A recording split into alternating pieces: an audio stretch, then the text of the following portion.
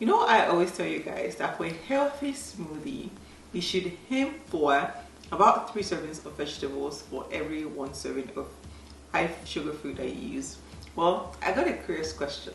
Roke, what if my blood sugar is low and I'm trying to bring this back up? I really like that question. It's pretty much asking, what if you just want a fruit smoothie? What is a good balance? So my recommendation is to mix a high sugar fruit with a low sugar fruit.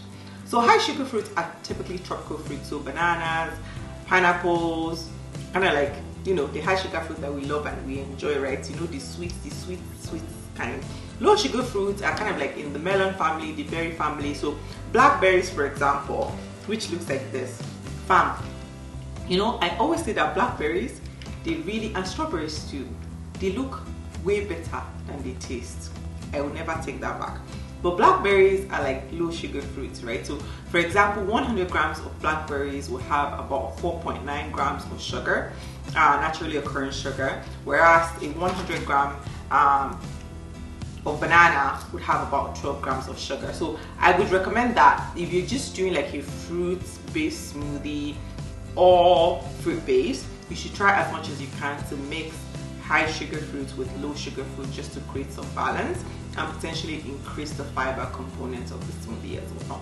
Now let's make a smoothie that I want to use to bring my blood sugar up.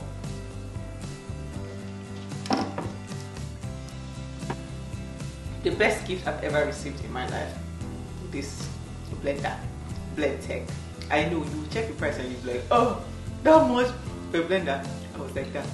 I used to struggle. You know when you're blending something for stew, then you have to carry mixer and mix it and wait. And one day my husband, he saw me, he was so angry because I'd been telling me to go and get blender. I was like, no. Then he just went out, bought the blender, brought it over, said, well, I know you never use your own body, so here you go, it's a gift. Now, a treasure. I'm actually thinking of buying, so I have this blend tech, and now I'm thinking of buying a Vitamix, because I've heard that Vitamix is like really good as well. When Vitamix is on sale at Costco, it's actually about half the price of this. So this is about $6.50, $6.75. The Vitamix that I've been seeing that I want to get from Costco, when it's on sale, it's like $3.50. So maybe I will get one and then do a review. Let me know if you guys think I should get one and then do like a comparison video for you guys. Alright, let's get into making this sugar boosting smoothie. That's what we're calling it. So I'm going to be using 2 small bananas. Small, they're not very big bananas. So I'll be using 2 small bananas like so. I am going to be using probably most of the blackberries, honestly, because blackberries are good, high antioxidants. Anything with like color, like any fruit that has color, so you can kind of see like the stain effect like this, usually it's like super high antioxidants, which for the most part they'll be anti-inflammatory as well. So look for color in your food. It's always a good way to go. And I'm going to use some blueberries. I'm not going to use all the blueberries. Blueberries are like medium sugar fruits. Not as high as bananas, but definitely higher than blackberries. Raspberries are low sugar as well. Watermelon are low sugar as well. Strawberries kind of ish low sugar as well. So I'm going to add some water and then blend.